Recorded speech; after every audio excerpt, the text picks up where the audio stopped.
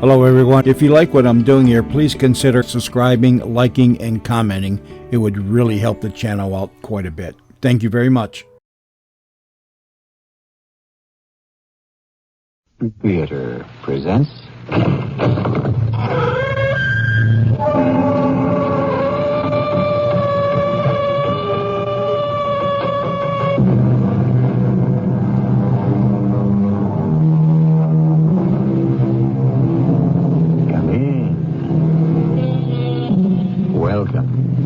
I'm E.G. Marshall.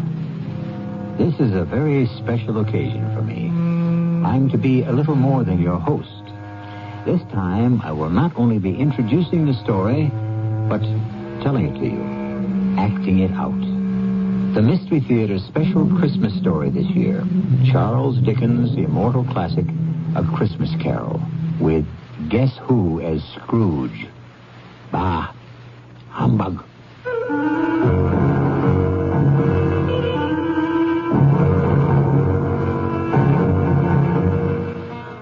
Our mystery drama, A Christmas Carol, was adapted from the Charles Dickens classic especially for the Mystery Theater by Ian Martin. I'll be back shortly with Act One.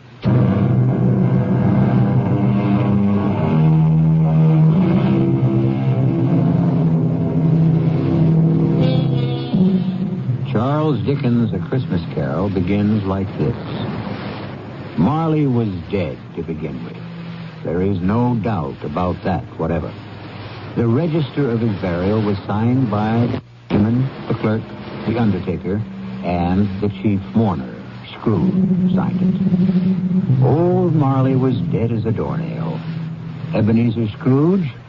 Oh, he was a tight-fisted hand at the grindstone, hard and sharp as flint, from which no steel had ever struck out generous fire.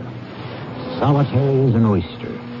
He iced his office in the dog days and didn't thaw it out 1 degree, even at Christmas. A Merry Christmas, Uncle. God save you. What? Oh, it's you, nephew. What brings you here on a miserable, cold, windy night like tonight? Cold and windy, yes, and the snow falling softly. A perfect Christmas Eve to say, Merry Christmas, Uncle. Humbug. Christmas a humbug? Oh, you don't mean that, I'm sure. I do. Merry Christmas. What right have you to be merry, or the world at large? What reason have you yourself to be merry? You're poor enough. Oh, come then. What reason have you to be dismal? What reason have you to be morose? You're rich enough. Don't you taunt me, Fred. Bah! Don't indulge yourself in expectations. Humbug. Take me as I am, Uncle, and as the season is, and don't be cross. Where else can I be when I live in a world of fools? Christmas. Phooey. What's Christmas time to you but a time for paying bills without money? Time for finding yourself a year older and not an hour richer. If I could work my will, every idiot who goes about with Merry Christmas on his lips should be boiled in his own plum pudding and buried with a stake of holly through his heart. Oh, come along, Uncle. Can you not let down for once and enjoy yourself? Come along, nephew. Keep Christmas in your own way. Let me keep it in mine. Yes, but you don't keep it. Leave me alone, then. Much good it may do you. Much good has it ever done you? Oh, there are a lot of things, Uncle, from which I've never profited. Christmas among the rest. Except that when it comes around, who can resist it? A kind of forgiving time of year when men and women seem by one consent to open up their hearts freely. So then I say, Uncle, though it never put a scrap of silver or gold in my pocket, I believe it has and will do me good, and so I say, God bless it. Who's that? What's all that there? I'm sorry, Mr. Scrooge. It's just that it is a holiday, and my hands were so cold. Just let me hear another word from you, Bob Cratchit, and you keep your Christmas by losing your employment. Oh, please, sir, I humbly beg your pardon. It was just an action on the spur of the moment. Just apply the spur to goad you into finishing your work, Cratchit, and let's hear no more from you. Yes, sir. Well, nephew, why are you here? To ask you to dine with us tomorrow. Dine with you? Never. There's nothing more ridiculous than all the fuss and expense over Christmas dinner. Oh, Uncle, I want and ask nothing from you. Why can't we be friends? Good afternoon. And with all my heart, I'm sorry to find you so resolute. At least, I wish you a Merry Christmas. Good afternoon. And a Happy New Year. Good afternoon. And be sure to make the front door fast. No wasting of heat here. No extra logs on the fire. Yes, Uncle. Mr. Cratchit. Yes, sir. May I wish you a Merry Christmas and a Happy New Year. The first I am sure of, and I thank you. The other... Who knows what the future holds? Be of good hope. The nerve of all of them. My nephew, Westrel, and Bob Cratchit on 15 shillings a week with a wife and family talking about a Merry Christmas. It's enough to make a man retire to Bedlam. They're all mad. Begging your pardon, Mr. Scrooge, a gentleman to see you. Yes. Scrooge and Marley's, I believe. Have I the honor of addressing Mr. Scrooge or Mr. Marley? Mr. Marley's been dead for 7 years. He died 7 years ago this very night. Ah, sad. Sad indeed. Still, I have no doubt his liberality is well represented by his surviving partner. Liberality? At this festive season, it is more than usually desirable that we all make some slight provision for the poor and destitute. You may make your pledge here. Are there no prisons? We speak of the needy. The union workhouses are not still in operation. They are. I wish I could say they were not. A few of us private citizens are endeavoring to raise a fund to buy the poor some meat and drink and means of warmth. What shall I put you down for, Mr. Scrooge? Nothing. Of course, you wish to be anonymous? I wish to be left alone. By tax, I hope to support the establishments we have mentioned. They cost enough and more. Let those who are badly off go there. Many can't go there. And many would rather die. They would rather die than let them do so and decrease the surplus population. Good afternoon, sir, whatever your name is. I find you hard to believe, Mr. Scrooge. Cratchit, let him out. Close the door, Cratchit, to extinguish what coals remain. Yes, sir. No, sir. Come here. Coming, Mr. Scrooge. You'll want all day tomorrow, I suppose. If quite convenient, sir. It's not convenient, and it's not fair. If I was to stop half a crown for it, you'd think yourself ill-used, I'd be bound. Well, sir, And yet you don't think me ill-used when I pay a day's wages for no work. I would not presume to have an opinion, but then it is only one day a year. A poor excuse for picking a man's pocket every 25th of December. But I suppose I have no choice. You must have the whole day. Just make sure you are here earlier the following morning. I dined my usual melancholy dinner in the usual melancholy tower. Afterwards, climbed the stairs to my living quarters in the gloom. Something about my door knocker stopped me as I was about to put key in lock. For one strange moment, it looked like Marley. Ghostly spectacles turned up on its ghostly forehead. To say that I was not startled would not be strictly true. And even after I was entered and locked in and my candle lit, I did pause irresolutely before I dismissed it with humbug. Humbug. Still, I was uneasy. Trimming my candle, I walked through all my rooms to make sure all was well. Sitting room, bedroom, lumber room, all as it should be. Small fire in the grate, spoon and basin ready, little saucepan of gruel, since I had a cold. What's that? The front door. The side door. The bell by my bed. The one on the mantel and on the sideboard. What do they herald? Who rings them? The cellar door. And that noise. What? I won't believe it. It's humbug still. Grim specter What do you want with me? Must Who are you? ask me who I was. Who were you then? In life, I was your partner, Jacob Marley. Oh, You don't believe in me? I don't. Why do you doubt your senses? Because a little thing affects them. A slight disorder of the stomach makes them cheats. You may be a bit of undigested beef, a blot of mustard, a crumb of cheese, a fragment of underdone potato. There's more of gravy about you than the grave, wherever you are. Humbug, I tell you, humbug. Unbeliever!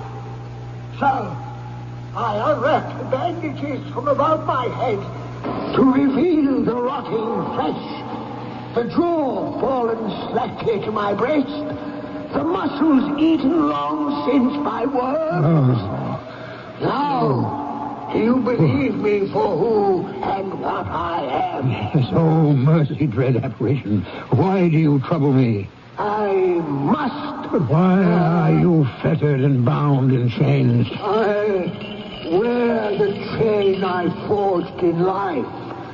I made it, link by link. I girded it on of my own free will. Is its pattern so strange to you? Or would you learn the weight and length of the coil you wear yourself? It was full and as heavy and as long as mine these 7 Christmas Eves ago. And you have labored on it since. My once partner in life, what a ponderous chain you have built to drag you down in death. No, Jacob. Oh, Jacob Marley, speak some comfort to me. I have none to give. I cannot stay. I cannot linger anywhere. My spirit never walked beyond our counting house in life. So, in death, weary journeys lie before me. 7 years dead and traveling all the time? No rest, no peace, the incessant torture of remorse. I am here tonight, Ebenezer, to warn you that you have yet a hope of escaping my fate. Oh, you were always a good friend, Sankey. You will be haunted by 3 spirits. That is the hope you mentioned? It is. I think I'd rather not. Without their visits, you have no hope but to shun the path I tread. Expect the first tomorrow, when the bell tolls 1. But couldn't I take them all at once and have it over? Expect the second on the next night at the same hour. The third, when the last stroke of 12 has ceased to vibrate on your mantle clock. And for your own sake, remember what has passed between us. Passed between us. Jacob, do not leave me yet.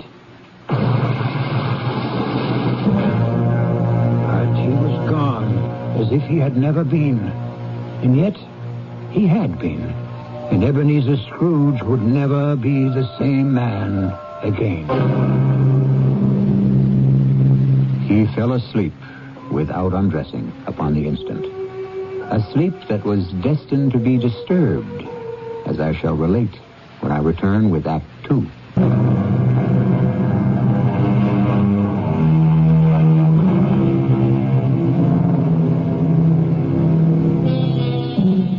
When Scrooge awoke, it was dark, and the chimes of a neighborhood church were striking the 4 quarters. To his amazement, they were followed by 12 strokes of the bell. 12? Impossible. It was 2 when he went to bed.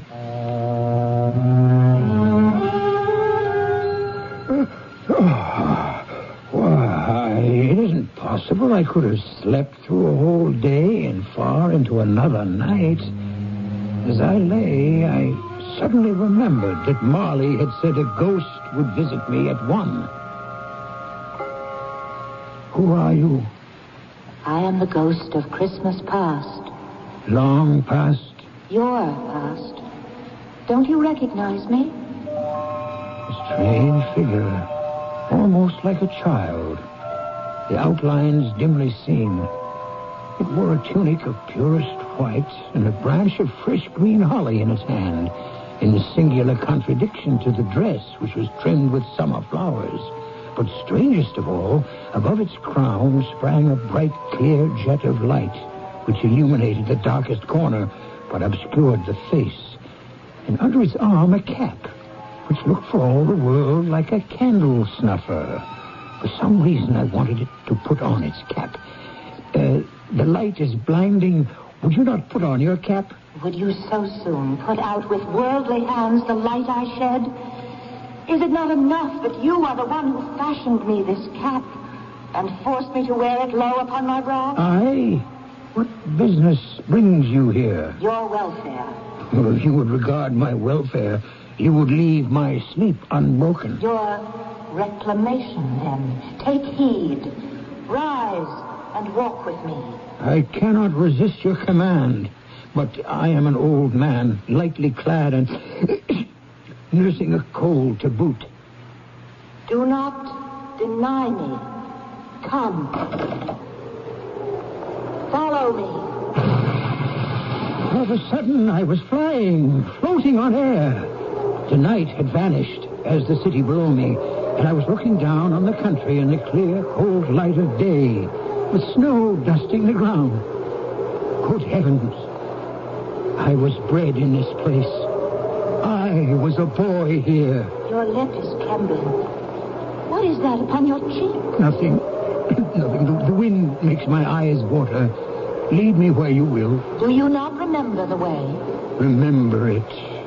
I could walk it blindfold. Strange to have forgotten it so many years. Let us set our feet on the road. I will not tell you most of where we wandered as time stood still or raced ahead at a whim. The school where I was a child. The house I grew up in, an orphan. A terrible rush of tears remembering another outcast, a foreigner, an alien who in our mutual loneliness had once befriended me. Poor Ali Baba. It's too late now. What is too late? Nothing. There was a boy singing a Christmas carol at my door last night. I should like to have given him something, that's all. What might have been. Let us see another Christmas.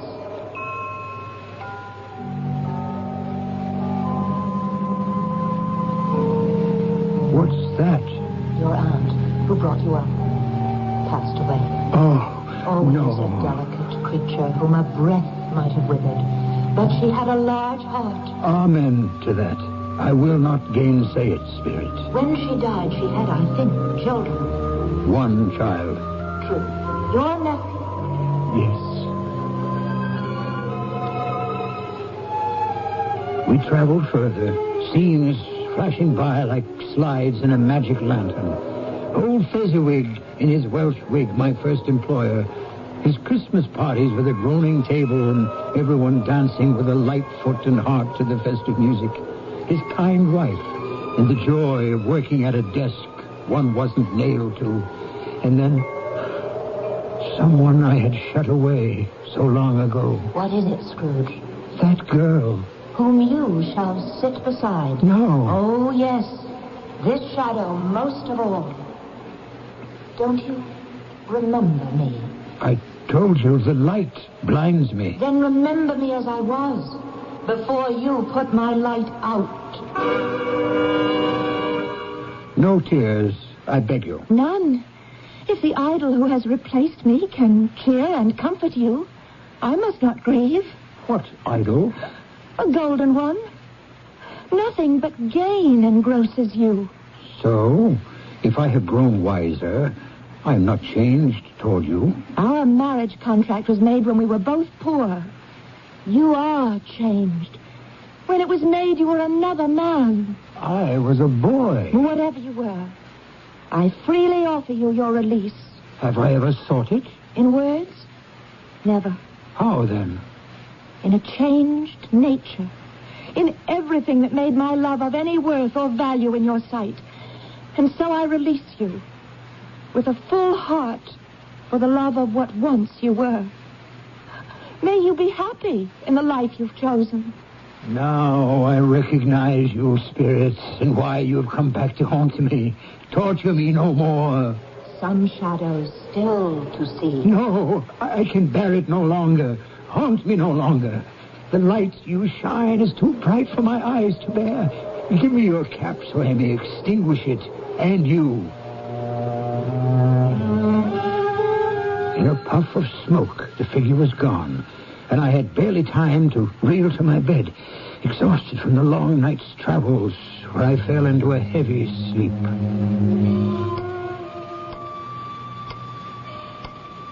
What's that? The clock ticking away.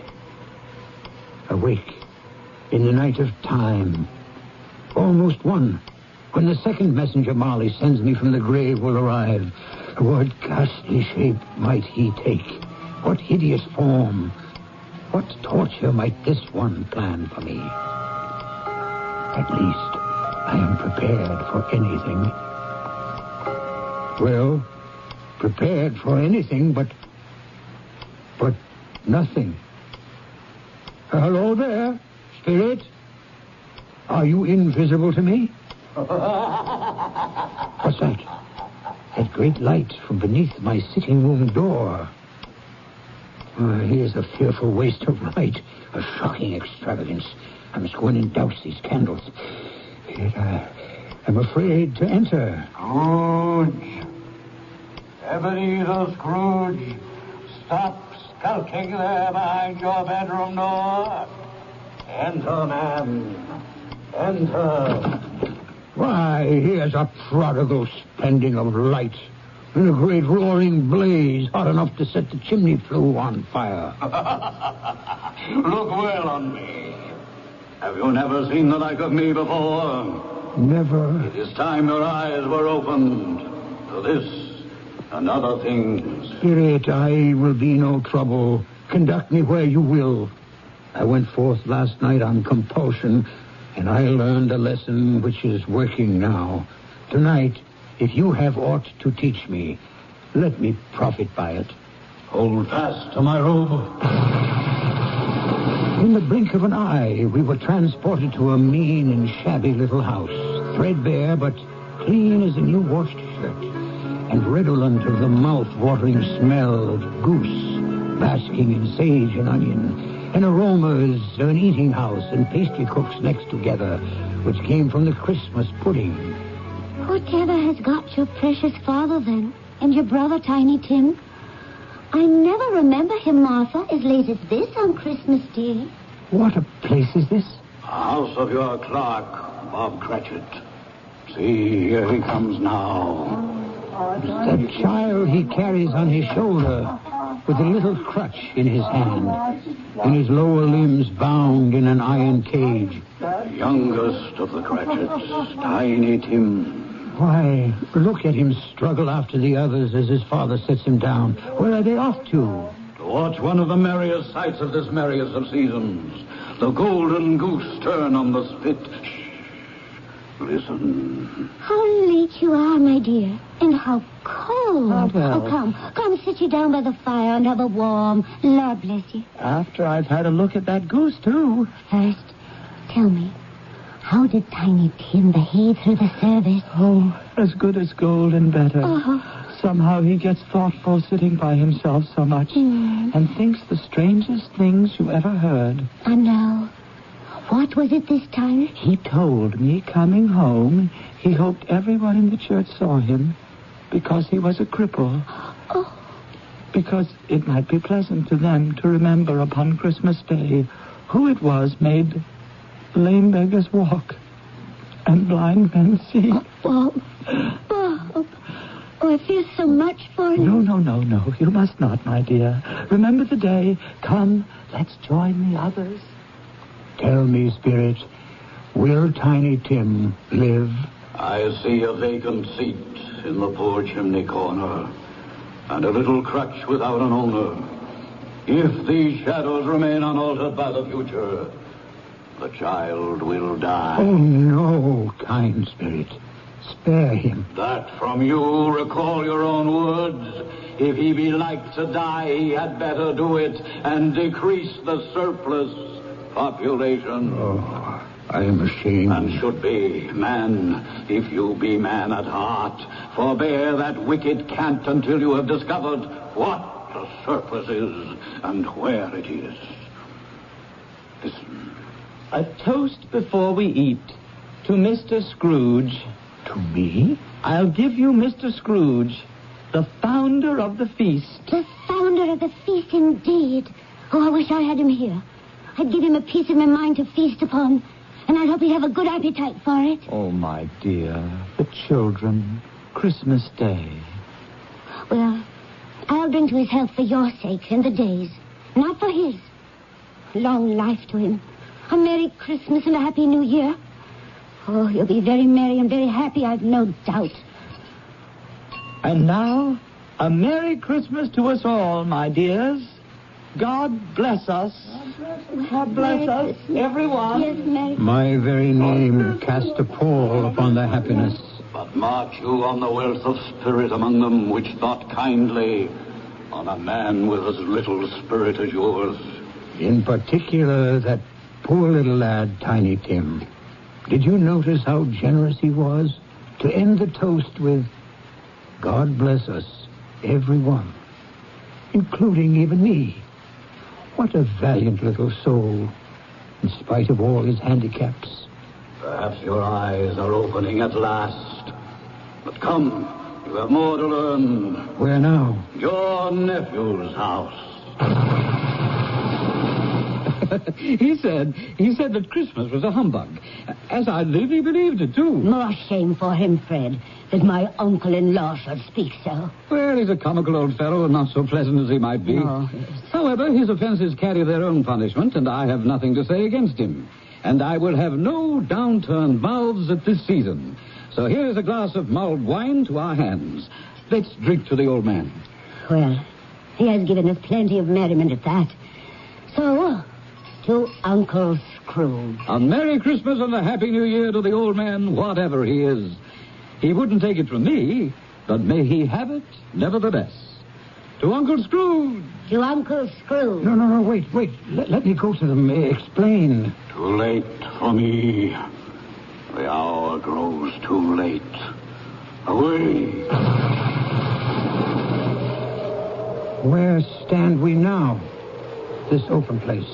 A crossroads where I must leave you. Oh, forgive me what I ask, but I see something strange protruding from the skirt of your robe. That might be a claw for all the flesh there is upon it. Yes. Then see what you must see. From their sanctuary came forth a boy and a girl.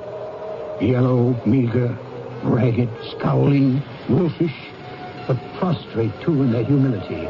I started back appalled.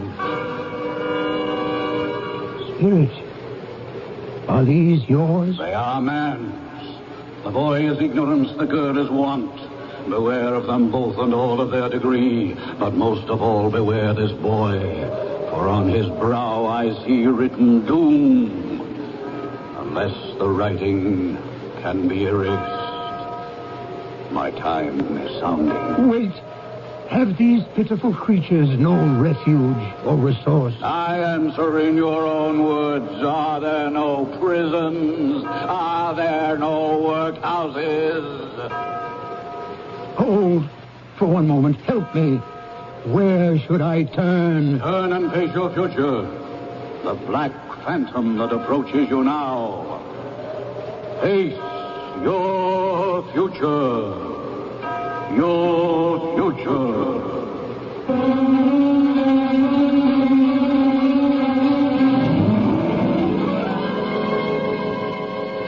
As the last stroke of the bell struck 12, Scrooge turned to face a dread figure, a solemn phantom, draped and hooded in blacks and deep grays, coming, creeping like the mist about it towards him. I'll return with Act 3 very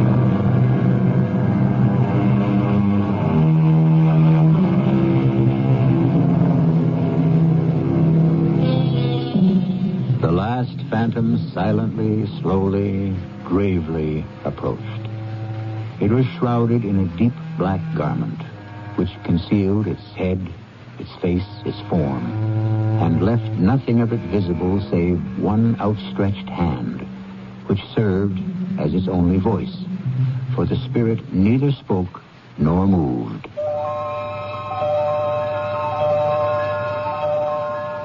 I am in the presence of the ghost of Christmas yet to come. You answer not, but point where we are to go. Lead on, spirit, and I will follow.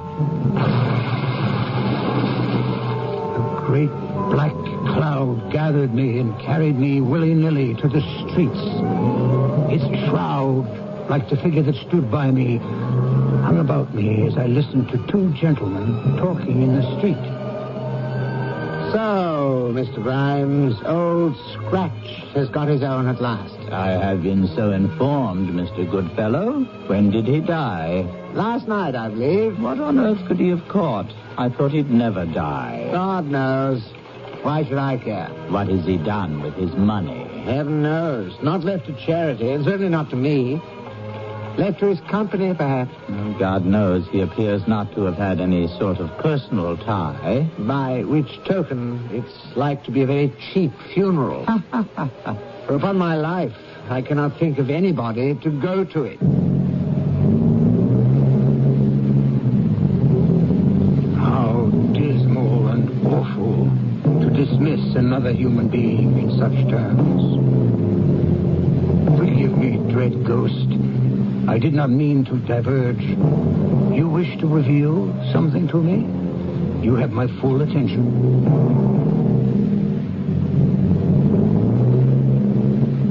Fred, the news is bad. Bad? We are quite ruined. Oh, no, there's hope for us yet. If he relents. If he forgives or forgave, there might have been. Ah, but it is too late for the miracle. Poor, old, miserable boy. He's past relenting. He's dead. No, wait, spirit, wait. I'm not ready to leave. What else would you have me look on? Tell me again about today. About little Tim on the grave. It would have done you good to see how green a place it is. Oh. But you'll see it often. I promised him I would walk there every other Sunday. My last born. My poor little broken child. Oh, please. I shall break down with you. Oh, my darling. We can all try to be brave, but how can we hide our sorrow? What is more final and dreadful than death? I want to help, Spectre, but something informs me that our parting moment is at hand. Tell me, what man was it I saw lying dead? Very well. You point. Where to this time? A churchyard. And here we are. The headstone. You would have me read it? Tell me, are these the shadows of things that will be or may be only? Oh, my own name, Ebenezer Scrooge. Spirit, hear me. I am not the man I was. I will not be the man I must have been from all this intercourse. Why show me this if I am past all hope? For once, you make no motion. Your nature intercedes for me and pities me. Good Spirit, I will honor Christmas in my heart and try to keep it all the year. The three spirits shall strive within me. I will not shut out the lessons that they teach. Oh, tell me I may sponge away the writing on the stone. Give me your hand, I beg you. Give me your hand. you to me. You cannot disappear. You cannot disappear. Well, bless my soul. What I cling to is my own bedpost. And wait. Perhaps my time is my own to make amends in. Yes, I will live in the past, in the present, and the future. The spirits of all three shall strive within me. Oh, Jacob Marley, heaven and Christmas time be praised for this. I say it on my knees, oh Jacob, on my knees. I don't know what to do. I'm as light as a feather, and I am as happy as an angel. I'm as merry as a schoolboy. I'm as giddy as a drunken man. A Merry Christmas to everyone. A Happy New Year to all the world. Hello there. Oh, hello. Oh, there's the saucepan the gruel was in. There's the door by which the ghost of Jacob Marley entered. There's the corner where I saw the wandering spirits. It's all right. It's true. It all happened. Oh, my God, I don't know how long I've been among the spirits. I'm a baby. I don't know what month it is. Throw open the window and rejoin the world. Hey, Mr. Grimes, what's today? Why, Christmas Day. Christmas Day! I haven't missed it. The spirits have done it all in one night. They can do what they like. Of course they can. Hello, my fine fellow. Hello. Merry Christmas. Merry Christmas to you. Do you still run the poulterer's shop in the next street but one? At the corner? I should hope I did, on my way to open up. Oh, pray then, Mr. Grimes, do I dare hope you have not yet sold the prize turkey that was hanging up there? Not the little prize turkey, the big prize turkey. The one as big as an ostrich? Oh, a delightful man, a pleasure to talk to him. Yes, Mr. Grimes. It is hanging there now. Well, what are we waiting for? I want to buy it. Bring it here that I may give directions where to take it. Send back your boy and I'll give him a shilling. Have him bring it back in less than 5 minutes and I'll give him half a crown. Better still, here's a £5 note. Send him to deliver the turkey to Mr. Cratchit by cab at the address I give you. And what's left shall be your Christmas present and his. Shaving was not an easy task, for my hand was shaking and shaving demands attention. At last it was finished, and I dressed myself in all my best and issued forth to the streets. The first person I met was a portly gentleman who had walked into my counting house the day before, saying, Scrooge and Marley's, I believe. I hastened to intercept him. My dear sir, how do you do? I beg your pardon? I hope you succeeded yesterday. A Merry Christmas to you, sir. Mr. Scrooge, that is my name. I fear not pleasant to you. Allow me to ask your pardon, and will you have the goodness to allow me to contribute? May I have your ear, sir? What? Lord bless me. So much. My dear Mr. Scrooge, are you really serious? If you please. Not a farthing less. Will you do me that favor? Oh, my dear sir, I don't know what to say to such don't say anything. Come and see me. Will you come and see me? I will indeed. Thank you. I thank you 50 times. Bless you.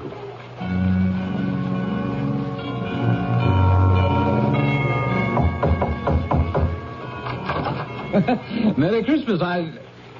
By all that's holy, is it you, Uncle? Me, Fred. You did ask me to dinner. Am I too late to take up the invitation? Too late? Will you let me in? Will I let you in? Why, here's the merriest turn a Christmas can take, darling wife.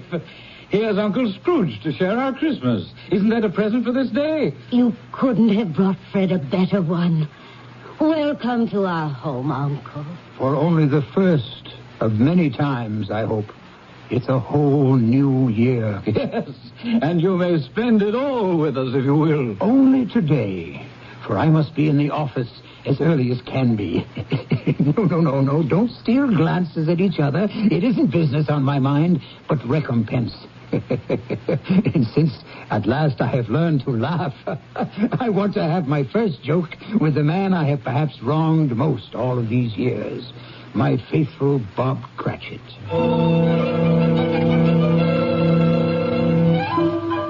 wonderful day.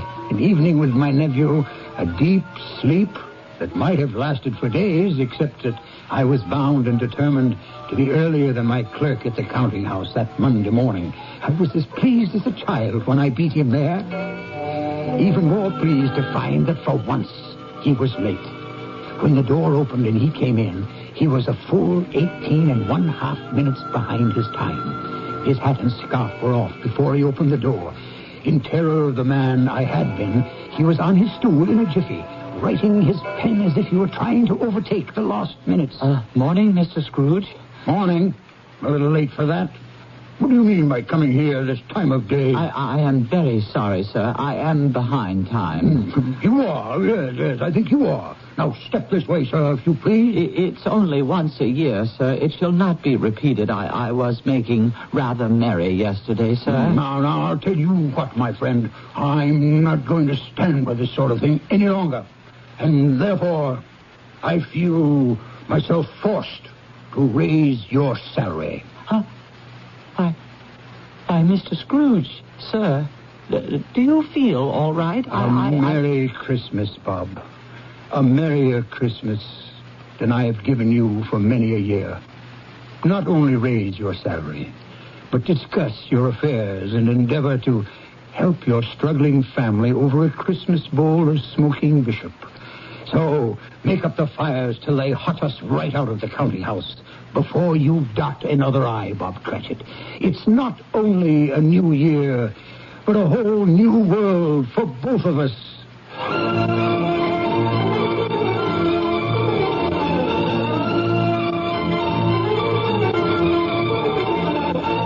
As we all know, Scrooge was better than his word. He did it all. And to Tiny Tim, who did not die, he was a second father. And he made a good new will for his nephew and his future partner, Bob Cratchit.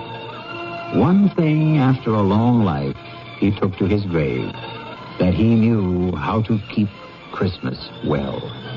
May it be truly said of all of us, and as Tiny Tim observed, God bless us, everyone.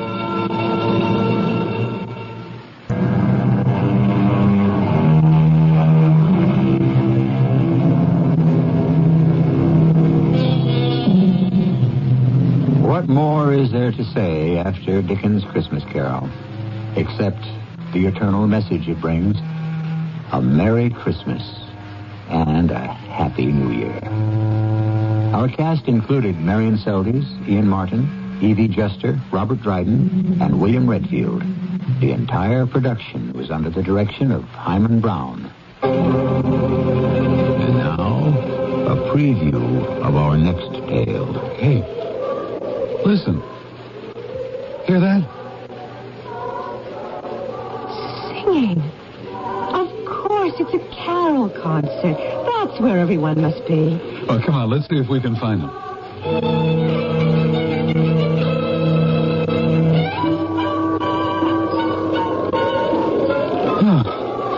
Well, I give up.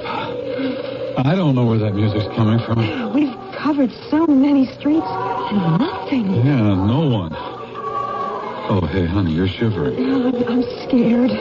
Well, there's a hotel across the street. Let's go there and use the phone. There's got to be one there. This is a ghost town. Well, there's no use wandering about anymore.